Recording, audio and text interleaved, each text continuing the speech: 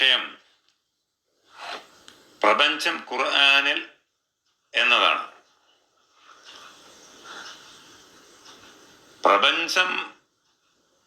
പ്രപഞ്ചനാഥൻ പറയുന്നു പ്രപഞ്ചത്തെക്കുറിച്ച്. അപ്പൊ പ്രപഞ്ചം എന്ന് പറയുമ്പോൾ പ്രപഞ്ചനാഥൻ ആണ് ഈ ഖുർആനിലൂടെ ഈ പ്രപഞ്ചത്തെക്കുറിച്ച് പറയുന്നത്. പ്രപഞ്ചനാഥന്റെ ഡ്യൂട്ടിയാണ്. പ്രപഞ്ചനാഥൻ ഈ പ്രപഞ്ചം എന്താണ് എന്നതിനെ കുറിച്ച് പറയുന്നത്. അതുകൊണ്ട് നമ്മൾ ഈ വിഷയം എടുത്തത്. പ്രപഞ്ചം മുഴുവൻ പ്രപഞ്ചനാഥന്റെ അനുസരണത്തിൻ കീഴിൽ, ആ പ്രപഞ്ചനാഥന്റെ വ്യവസ്ഥയിൽ കീഴിൽ പ്രണാമത്തിലാണ് ചെയ്തുകൊണ്ടിരിക്കുകയാണ്.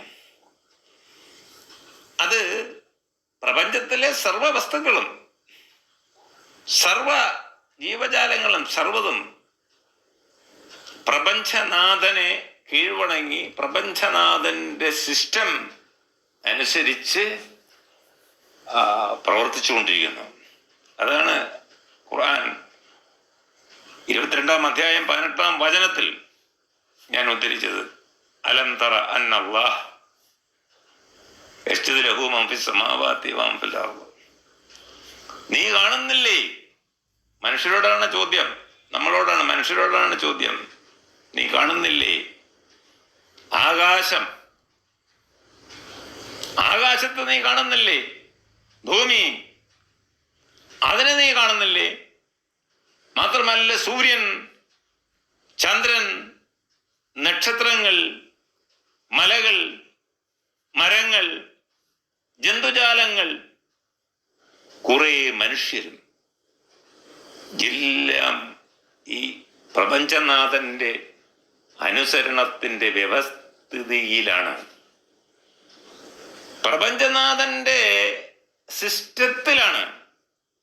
ദ ഡിവൈൻ സിസ്റ്റം അതൊരു പ്രാപഞ്ചിക പ്രതിഭാസമാണ്. ആ പ്രപഞ്ചനാഥന്റെ സിസ്റ്റത്തിൽ ആണ് ആകാശം സഞ്ചരിച്ചുകൊണ്ടിരിക്കുന്നത്, ഭൂമി സഞ്ചരിച്ചുകൊണ്ടിരിക്കുന്നത്, സൂര്യനും ചന്ദ്രനും നക്ഷത്രങ്ങളും മലകളും മരങ്ങളും ജന്തുജാലങ്ങളും എല്ലാം ആ പ്രപഞ്ചനാഥന്റെ ആ നിയമമനുസരിച്ച്, യൂണിവേഴ്സൽ ലോ, യൂണിവേഴ്സ് പ്രപഞ്ചം, ആ പ്രപഞ്ചനാഥന്റെ നിയമമനുസരിച്ച്, യൂണിവേഴ്സൽ ലോ അനുസരിച്ച്, ആ സിസ്റ്റം അനുസരിച്ച് എല്ലാം അതാ ആ രീതിയിൽ പ്രവർത്തിച്ചുകൊണ്ടിരിക്കുന്നു. ഭൂമി അങ്ങനെയാണ്. സൂര്യനും ചന്ദ്രനും ഒക്കെ അതേ രീതിയിൽ ഒരു മാറ്റവും വരുത്തുന്നില്ല. അവരുടെ സഞ്ചാരപഥങ്ങൾ, അവരുടെ പ്രവർത്തനങ്ങൾ എല്ലാത്തിനും ഒരു മാറ്റമില്ല. മലകൾക്ക് മാറ്റം, മരങ്ങൾ അത് ഉൽപ്പാദിപ്പിക്കുന്ന അതിൻ്റെ വിഭവങ്ങൾ അതിന് മാറ്റമില്ല, ജന്തുജാലങ്ങൾ എല്ലാം പ്രപഞ്ചനാഥത്തിന്റെ നിയമം അനുസരിച്ച് മാത്രം സഞ്ചരിച്ചു. പിന്നെ മനുഷ്യന്റെ കാര്യത്തിൽ അപ്പോൾ കസീറൻ മിനന്നാസ്, മനുഷ്യരിൽ ഒരു വിഭാഗവും, കുറെ പേർ, അധികം, കസീറൻ മിനന്നാസ്, മനുഷ്യരിൽ കുറെ പേർ.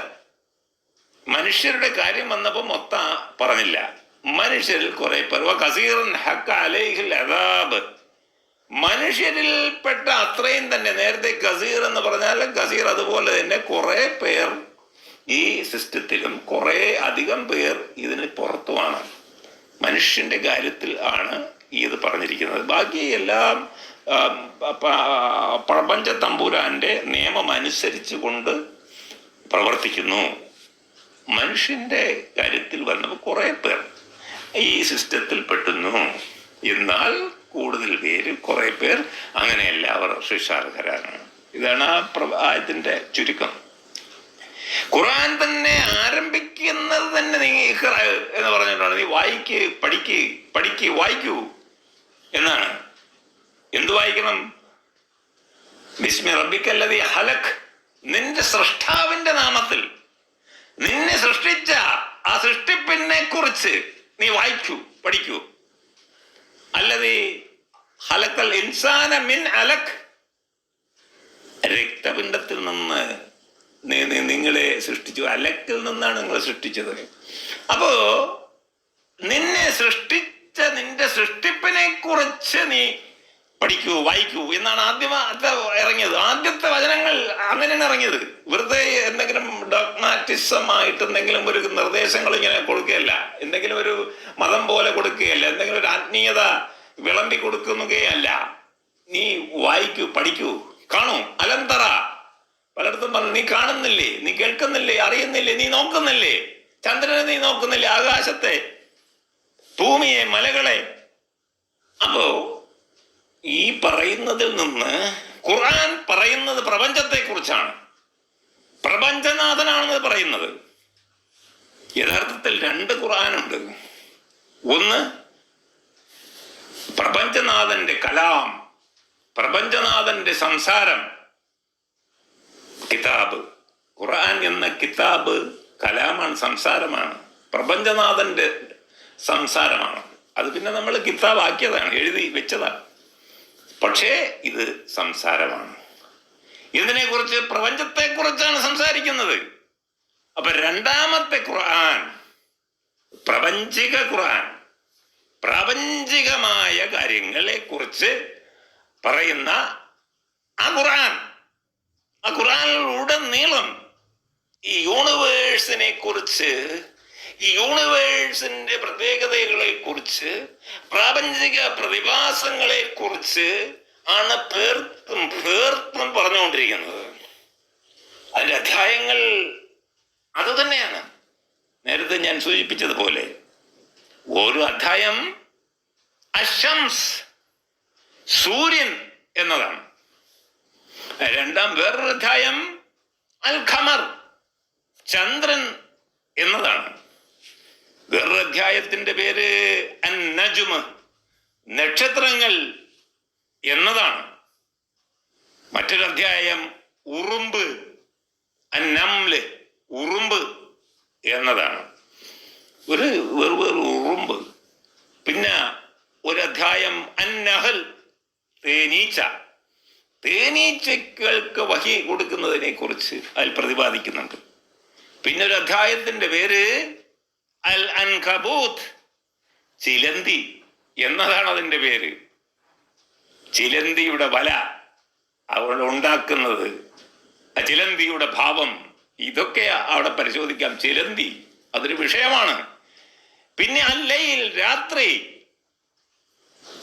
ഈ പ്രപഞ്ച പ്രതിഭാസത്തിൽ നിന്നാണ് രാത്രി. അല്ലുഹ, പകൽ. അതുപോലെ പിന്നും പറയുന്ന അന്നൂർ, പ്രകാശം. അല്ലാഹു നൂർ സമാവാത്തി വൽ അർള്, ആകാശ ഭൂമികളുടെ പ്രകാശം, അതിനെക്കുറിച്ച് അവിടെ പറയുന്നു. പിന്നെ ഒരു അധ്യായം അദ്ദുഖാൻ, പുകപടലം, നെബുലസ്. ഇതൊക്കെയാണ് പറയുന്നത് പ്രപഞ്ച യാഥാർത്ഥ്യങ്ങളെ കുറിച്ച്, സത്യങ്ങളെ കുറിച്ച്. അൽ ബുറൂജ് മറ്റൊരു അധ്യായമാണ്. നക്ഷത്ര മണ്ഡലങ്ങൾ. തൂർ, തൂർ പർവ്വതത്തെ കുറിച്ച് അവിടെ പറയുന്നുണ്ട്. അൽ ഇൻസാൻ, മനുഷ്യനെ കുറിച്ചും പറയുന്നുണ്ട്. അപ്പൊ ഖുർആൻ എന്തെങ്കിലും ആത്മീയത വിളമ്പുന്ന, എന്തെങ്കിലും ഒരു നിർദ്ദേശം കൊടുത്ത് മയക്കുന്ന ഒന്നല്ല എന്നും, ഈ പ്രപഞ്ചത്തെ കുറിച്ച് പ്രപഞ്ചനാഥൻ അതിൻ്റെ ആയത്തുകൾ, ദൃഷ്ടാന്തങ്ങൾ, പ്രാപഞ്ചിക ദൃഷ്ടാന്തങ്ങളെ കുറിച്ച്, പ്രപഞ്ചത്തിൽ കാണുന്ന സർവ വസ്തുക്കളെയും കുറിച്ച് പേർത്തും പറഞ്ഞുകൊണ്ടിരിക്കുന്ന ഈ ഖുർആൻ നിസാരപ്പെട്ട ഒരു കാര്യമല്ല, സംഗതിയല്ല. ഇതിനെക്കുറിച്ച് ഒന്നും അറിയാതെ വെറും ഓതി പഠിച്ച് കേട്ട് അതിനെക്കുറിച്ച് ഇങ്ങനെ ആയത്തുകൾ ഇങ്ങനെ ഉരുവിടുന്ന ഒന്നായി മാറാതെ, നീ ഇതിനെക്കുറിച്ച് ചിന്തിക്കുന്നില്ലേ? അവലായ തദബ്ബറൂൻ, അവലായ യഅ്ഖിലൂൻ, നീ ചിന്തിക്കുന്നില്ലേ? നീ പഠിക്കുന്നില്ലേ? നീ അത് നോക്കുന്നില്ലേ? സൂര്യനെ നോക്കുന്നില്ലേ? ആകാശത്ത് നോക്കുന്നില്ലേ? പഠിക്കാനാണ് പറയുന്നത്, സർവ്വ വസ്തുക്കളെ കുറിച്ചും. ഞാനിപ്പോൾ പറഞ്ഞ കുറെ അധ്യായങ്ങൾ ഇതിലൊന്നും ഒരു ആത്മീയതയുടെ ഒരു കാര്യം പറയല്ല. ഇതിനെക്കുറിച്ച് പഠി, ഈ പ്രപഞ്ചത്തെ കുറിച്ച് പഠിക്കൂ, ഈ യൂണിവേഴ്സിനെ കുറിച്ച് പഠിക്കൂ. അപ്പോ നിനക്ക് നിന്റെ പ്രപഞ്ചനാഥനെ കണ്ടെത്താം. അപ്പോ ഇതെല്ലാം പറഞ്ഞുകൊണ്ട് ഇതൊക്കെ ഒരു അനുസരണത്തിന്റെ ഒരു യൂണിവേഴ്സൽ ലോയിൽ, ഒരു യൂണിവേഴ്സൽ ഒരു അന്തർദേശ അല്ലെങ്കിൽ ഒരു പ്രാപഞ്ചികമായ ഒരു നിയമത്തിന്റെ അടിസ്ഥാനത്തിലാണ് ഇതെല്ലാം പ്രവർത്തിച്ചു കൊണ്ടിരിക്കുന്നത്.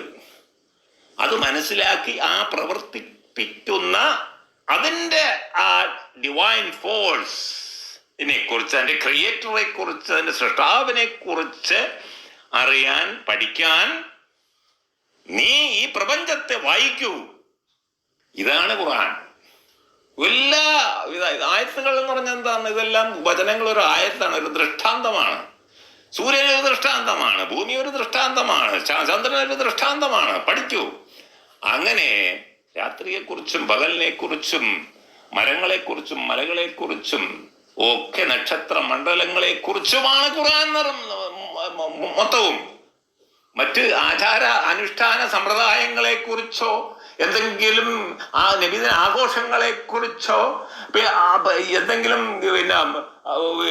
ചടങ്ങുകളോ റാത്തീബുകൾ നടത്തുന്നതിനെ കുറിച്ചോ ഒന്നും ഇതിനകത്ത് കാണുന്നതേ ഇല്ല, അതിന്റെ പരിസരത്തിൽ പോലും കാണുന്നില്ല. ഈ പ്രപഞ്ച സത്യങ്ങളെ കുറിച്ച്, അവകൾക്കൊക്കെ സഞ്ചരിക്കുന്നതിനെ കുറിച്ച്, അവരുടെ രീതിശാസ്ത്രത്തെക്കുറിച്ച് നീ മനസ്സിലാക്കി വന്നാൽ അതൊക്കെ നടത്തിക്കൊണ്ടു പോകുന്ന നിന്റെ റബ്ബിനെ, നിന്റെ സൃഷ്ടാവിനെ നിനക്കറിയാം. ആ സൃഷ്ടാവിലേക്ക് എത്തിക്കാൻ ഖുർആൻ ഈ പ്രപഞ്ചത്തിലെ ഓരോ കാര്യങ്ങളെയും എടുത്തുകൊണ്ട് പറഞ്ഞു തരുന്നുവെങ്കിൽ പ്രപഞ്ചം ഖുർആനിൽ എന്ന ഈ വിഷയത്തിൽ ഇത്തരം പ്രപഞ്ചത്തിൻ്റെ ഒരു സ്റ്റഡിയാണ്, ഒരു പഠനമാണ് നടത്താൻ ഖുർആൻ പറഞ്ഞുകൊണ്ടിരിക്കുന്നത് എന്നും, അത് ഇഖ്റാ ബിസ്മി റബ്ബിക്കല്ലദീ ഖലഖ്, നിന്റെ സൃഷ്ടിപ്പിനെ കുറിച്ച് നീ ചിന്തിക്കൂ എന്ന് തന്നെ പറഞ്ഞു തുടങ്ങുന്ന ഈ ഖുർആനിലേക്ക് നമ്മൾ മടങ്ങേണ്ടതുണ്ട്, മടങ്ങണം. ആ രീതിയിൽ പഠിക്കുകയും ചിന്തിക്കുകയും ചെയ്തുകൊണ്ട് മുന്നോട്ട് പോകണം എന്ന് ഇവിടെ സൂചിപ്പിച്ചുകൊണ്ട് ഞാൻ എൻ്റെ വാക്കുകൾ ചുരുക്കുന്നു.